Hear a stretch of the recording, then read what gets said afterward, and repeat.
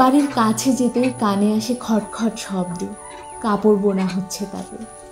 ফরিদপুর জেলা শহর থেকে 56 কিলোমিটার দূরে এক নিভৃত পল্লীতে এ যেন জীবনের স্পন্দন। ভেতরে যেতেই চোখে পড়ে কেউ কাপড় বোনায় গভীর মনোনিবেশে মগ্ন, কেউ বা ব্যস্ত সুতা কাটানিতে।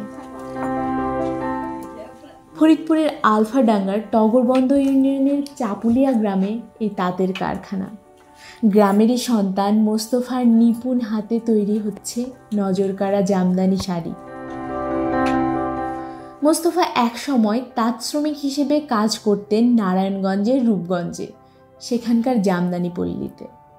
বিভিন্ন তাঁতপল্লীতে শিক্ষানবিশ ও দক্ষ শ্রমিক হিসেবে কাজ করেছেন প্রায় 20 বছর। আগে ঢাকা করতাম, এখন এই জায়গায় করাই, আমি নিজেও করি, লোক দিয়েও করাই। 15-20 বছর ধরে আমি এই কাজের সাথে জড়িত। 2020 সালে করোনা মহামারী দেখা দিলে বেকার হয়ে পড়েন মোস্তফা। কিছুদিন ঘুরে ফিরে নিজের মেধা আর দক্ষতার উপরে আস্থা রেখে ফিরে আসেন নিজ গ্রামে।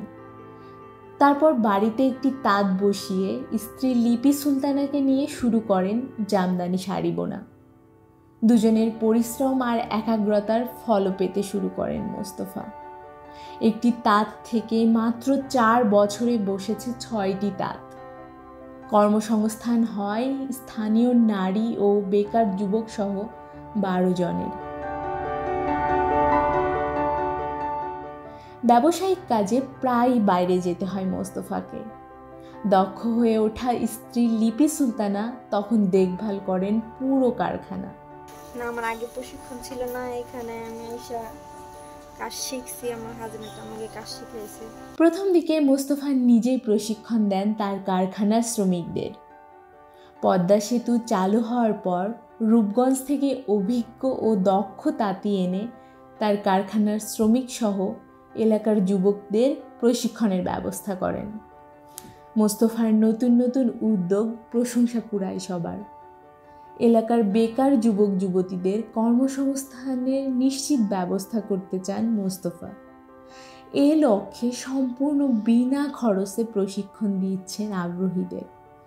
সরকারি পৃষ্ঠপোষকতা পেলে তার স্বপ্নের জামদানি কারখানাকে আরো বড় করে তুলতে চান মোস্তফা। সরকারিভাবে তেমন কোনো সহযোগিতা এখন পর্যন্ত আমি পাইনি। এটা ভবিষ্যতে যদি আল্লাহ দেয় তাহলে অবশ্যই বড় পরিসরে করার চিন্তা ভাবনা আছে।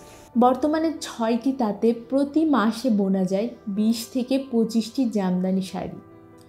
প্রতিটি শাড়ি বিক্রি হয় 12 থেকে 25 হাজার টাকায়।